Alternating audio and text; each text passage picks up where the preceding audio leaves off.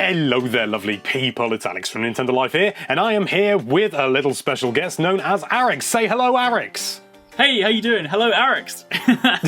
Very good, very good. Yes, and we're here today to talk about a little game that you may have heard of called The Legend of Zelda Breath of the Wild. And we've already done a discussion video where we talk about our experiences with the game and, you know, sort of how much we love it, what we're worried about, things like that. All sorts of lovely, gravy stuff. And we've done that over on Arekkz's channel, which you can find down there in the description. You can also click that card up there in the top left-hand corner. I'm sorry I can't point to it because I'm not on camera, but, you know, we'll get along with it somehow. Anyway, so in this video we're going to be looking at some completely outlandish ideas, some probably more outlandish than the others, of what we want to see in Legend of Zelda Breath of the Wild. So, to start things off, hello Arekkz, tell us a bit about you and your channel.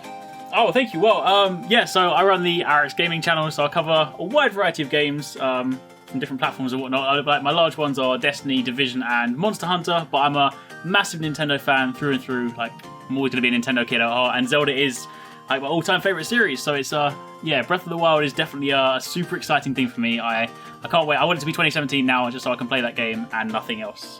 Well, before then, we're going to have to do some completely ridiculous ideas. So one of the first ideas that I want to start off with, because I've got this all written down, because otherwise I'd forget because I'm an idiot, is you know, sort of everybody loves the fire mechanic.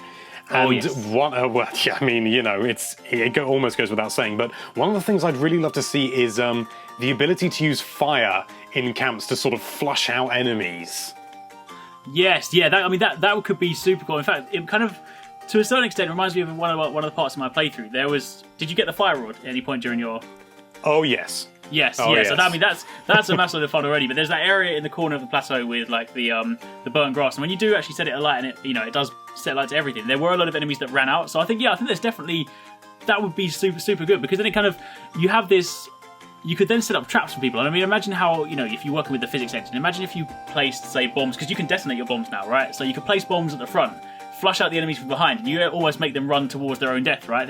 Towards their own explosions. Exactly, yeah. And, it's just another sort of tactical string to your bow, if you pardon the image. It's just another thing you can do to sort of try and mix things up. And if you do have like a huge swarm of enemies in a camp and you sort of think, I'm not really sure I can actually take out that many enemies, they're really strong or something, you could sort of, throw some sort of, using the fire rod, you could throw sort of an orb of fire over and try and flush them out. And building upon that, imagine if, in the game, you can get the Wind Waker. And then you can control the wind, control which direction the fire goes. That is very interesting. That is super cool, because of course, yeah, the fire does spread with the wind, and I mean also the fact that you can combine that wind as well from not only the actual environment but also the wind from the fire to launch yourself with the glider. Yeah, I love that. You ride on the thermal. I think that's just, it's a little detail that could be so easily, so easily omitted. I mean, nobody would expect that going into the game, but the fact that it's just there and you can get your glider. Oh, I love that bit.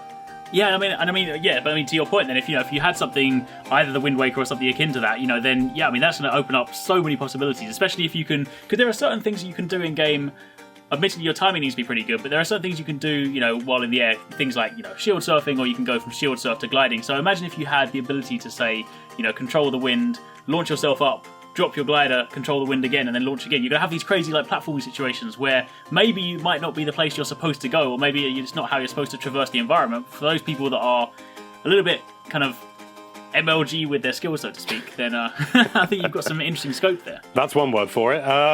But yeah, it's sort of anything where you can sort of take what the developer has given you and try and complete some sort of challenge in a way that they never imagined. I remember going back to a bit of a controversial game, Banjo-Kazooie Nuts and Bolts. That was one of the things. I'll be honest, I really like that game. It's not a Banjo-Kazooie game, but I really like it. It's still fun to play. Yeah, it is. But they said that they were Rare said that they were amazed and they loved the fact that so many people came up with these ridiculous ways of completing their challenges that they had never even dreamed of. And that's the sort of thing I love with Breath of the Wild, because with a sandbox game, you have that freedom, and there's an awful lot of freedom in the game.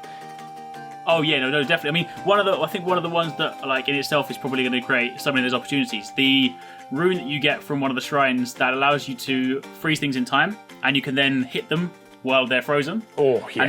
And then when you release that, it basically obviously all that built up energy forces the item forward. So I mean, you can immediately think, all right, so there's a platform that there's a massive cliff face that I don't have anywhere near enough stamina to climb that. But if I put a rock down at the bottom and I hit it with a hammer and then jump on top of that rock, am I then going to be able to use that to launch myself? I mean, if that's we've tried it.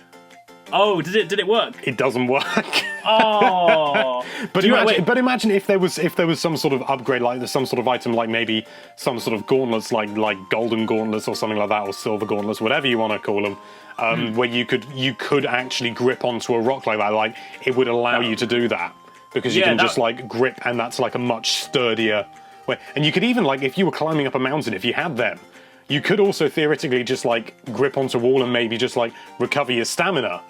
So you can go up a sheer face if you like. So you can go up places that you couldn't before. It's so sort of as a way of locking out various areas of the game, but in a way that wasn't just, oh, you can't go here yet because you don't have, a thing, like the, what do they call it? The spinning top thing. Can't remember what it's called. Oh, from Twilight Princess. Yeah. I mean, that's fun. It's kind of useless, but I like it. Yeah, I wish it had more use. I mean, that's kind of that's why I got so excited about shield surfing, because I was like, it's like an extension of that I can actually do anywhere. Versus... Yeah, it's similar in many ways, and but sort of there were places where you clearly had to have that. Whilst if it was just much like real life, sort of that mountain's too steep, I can't get up there because I'll run out of stamina, I'll run out of breath, and I'll fall down to my untimely death. But if you had these gauntlets, sort of all of a sudden, it almost makes the world bigger because there are more places you can go.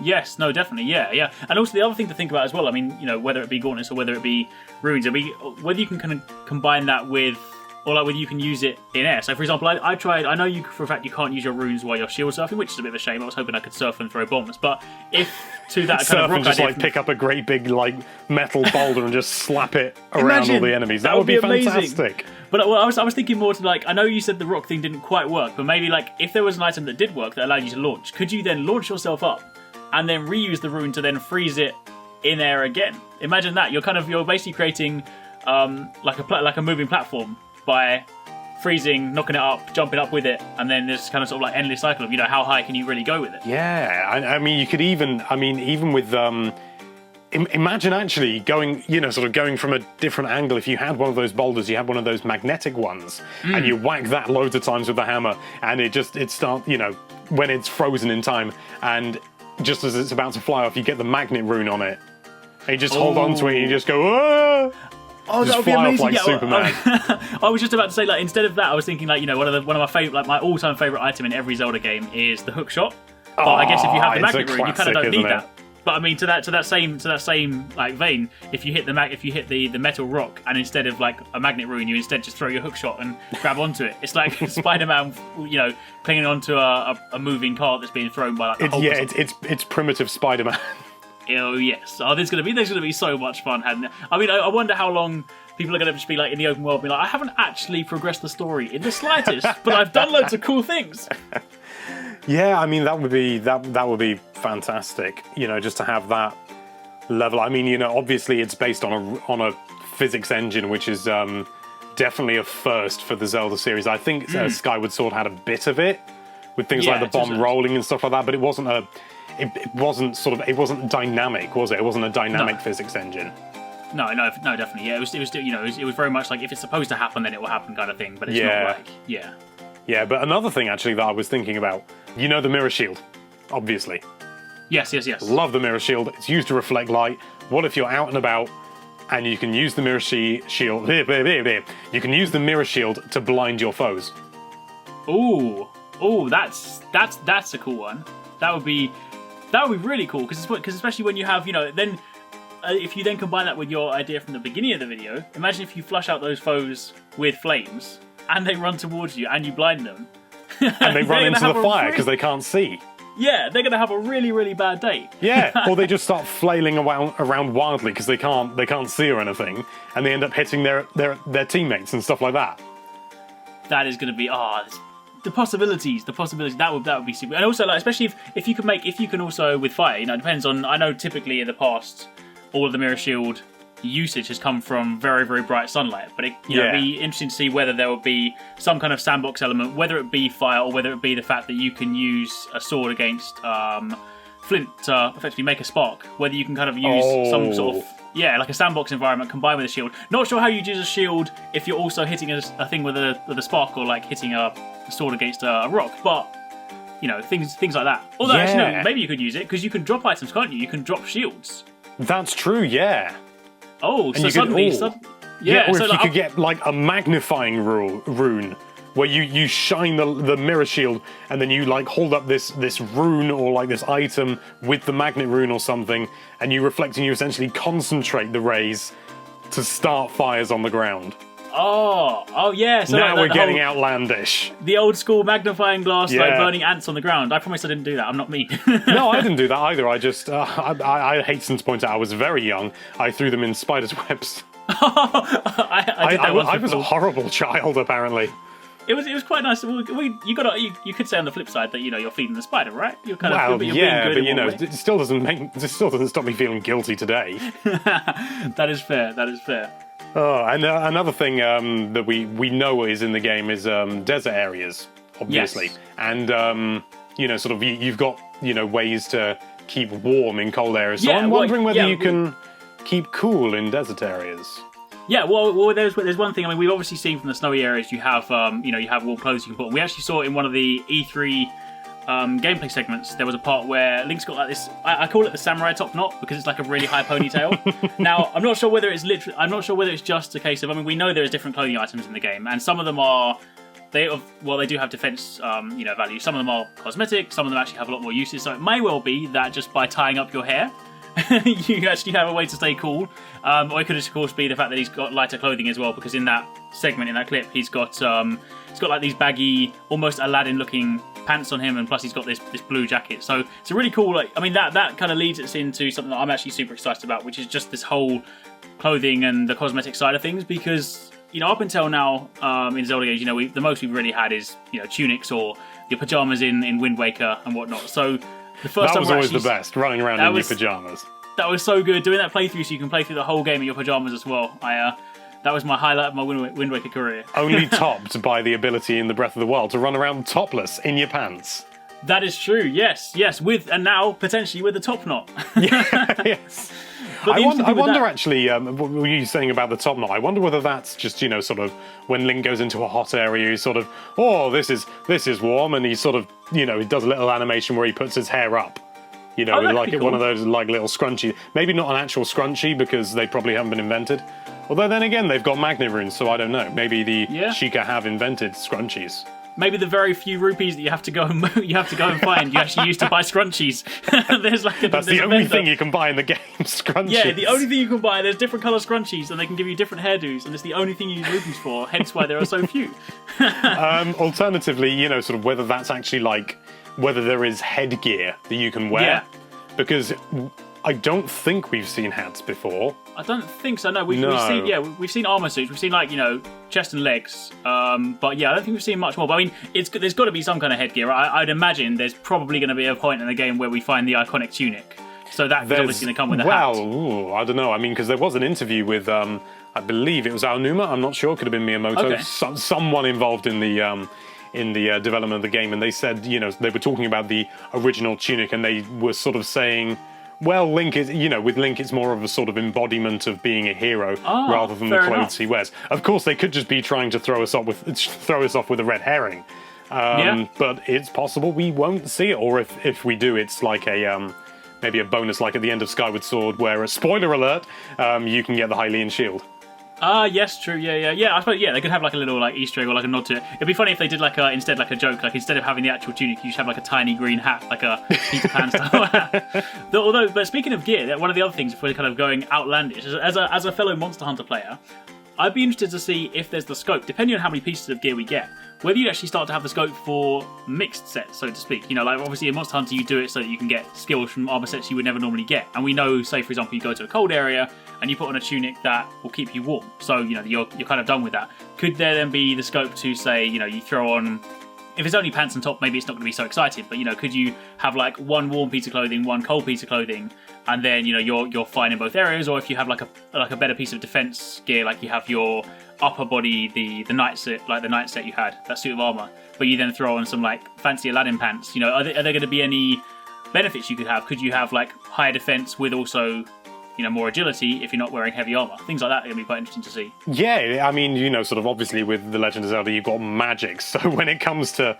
sort of these outlandish ideas where with, armor and things like that, sort of you wear lighter clothing, but you've got more defense than if you had armor, that's still possible. Because, I mean, even in the game, magic armor is a thing. I mean, it doesn't work like that, but, it's called magic armor, so, Yeah, so anything is possible, right? When you have I'm a when you believe. Exactly, when you anything believe. is possible. Believe of the wild. That's two interesting little things we've come up with now. What was it? Grills of the Wild, which sounds like a cooking program, but actually in reference to Bear Grylls. But I think maybe we're getting marginally off topic. But I'm really excited to see what The Legend of Zelda Breath of the Wild has for us. And, sort of, I'm sure in terms of the scope of things that could be done, obviously not necessarily things that will be done in the game, but things that could be done, I think we barely even scratched the surface. Oh, definitely. I mean, when you consider, we had access to, maybe 3-4 runes, and there were a few shrines, and, there are supposed to be, didn't they say like 100 shrines in total? So, there's going to be infinitely more items for us to use, and also when you consider how much, like, fun and like how many crazy ideas we've come up with, just the limited arsenal we had in the demo. I mean, imagine what you can do suddenly when you have every single item in the game. I do wonder whether sort of for the sake of the demo, the shrines that were on the plateau had like the magnet rune and the bomb rune and all these sort of things, like wow, loads of interesting runes just on the plateau. I wonder whether they're going to be in different locations in the final game to try and spread it out a bit, because sort of I can't imagine there being 100 different apps for the Sheikah Slate. Yeah, no, for sure. That's definitely not. I think it's fair to say there's probably going to be tops maybe like 20 or something like that. So I think it's I think they probably did put a lot of stuff in there to try and make it more exciting, because they basically created the plateau as like a sandbox playground, right? So it is. Yeah, I mean, in true Zelda fashion, we'll probably find like there'll be a situation where you'll be like, oh, I could do with the bomb here. Oh, hey, look, there's a shrine. Oh, it's got the bomb rune. So yeah. Yeah. But it's going to be interesting, and I think it's going to be interesting to see how they deal with the other weapons, because I mean, in I can't remember what's it called? Link Between Worlds. They got rid of the whole idea of things like arrows and bombs as actual sort of having a quantity of them, rather just having this sort of all-purpose bar that can do everything. And you've sort of got that with Breath of the Wild, and it makes a bit more sense because they're like. The runes spawn the bombs and things like that. So I wonder whether whether that's going to be the case for a lot of things, because you do have arrows that you have to pick up. Yes. So it's not going to be exactly the same. So it's going to be interesting to see which way they deal with that. Yeah, I think the sensible blend is a good way as well, because I think things like arrows, it makes sense to have a quantity, like not being able to just fire them infinitely, especially given the slightly more believable setting. But yeah, there are certain things like, I mean, for example, I could definitely see maybe the hook shot becoming a rune, because that would work as you kind of picture this just thing creating itself out of energy or whatever it is, or magic, and then and also maybe with it being a rune, it means there's more plausibility for it to be like have a longer chain, much greater reach, much more power as well. Whereas if it's just actually a chain inside a small handheld device, then there's limited things it can do. Or maybe the hookshot functionality will be in the magnet rune. Oh, and so it's just an upgrade to the magnet rune. So you get, we'll say for argument's sake, you get 10 runes, but then they get different functions and different abilities, and you can sort of pick and choose, and you can cherry pick and all that. And I'm getting excited now. That would be cool, yeah, because then you kind of like lean to a certain extent in a slightly different way on the whole upgrade mechanic that was introduced in Skyward Sword. I was actually a really big fan of that. I really liked the whole upgrading weapons to a certain, and then they change form eventually. So yeah, I mean, maybe that would also give us an answer as to why there are so many shrines. Obviously, there's not going to be 100 different runes, but maybe there are between 20. Potentially, each of them's got 3, 4, 5 different variations, and then maybe it's slightly more plausible. Yeah, but I mean, if you sort of chopped up a rune's ability even further with things like the I can't remember what it's called, but like the ice rune, where you create those sort of icy pillars. in the yes, water. yeah. Imagine if you could, you know, sort of you have that, and so you can create them from a distance. And whoa, ice pillar, you know, slow down, boy. But then later on, you get the ability to use the ice rune as you sort of jumping down into a body of water. So you can, nice. Yeah. so rather than having to make it from a distance and then jump across, there's a situation where that doesn't work, you know, because there's a ceiling in the way or something like that. So you have to drop down, and, you know, sort of as you're dropping, you create the ice pillar and things like that, and maybe you create them as you walk or something like that. Yeah, that could definitely work really well. And I mean, and also like on the magnet side of things, it could also be where, you know, initially you can only pick up certain weight objects, and then, you know, the more upgrades you get, suddenly you can pick up like giant rocks, and eventually maybe you can pick up, I don't know, A mountain.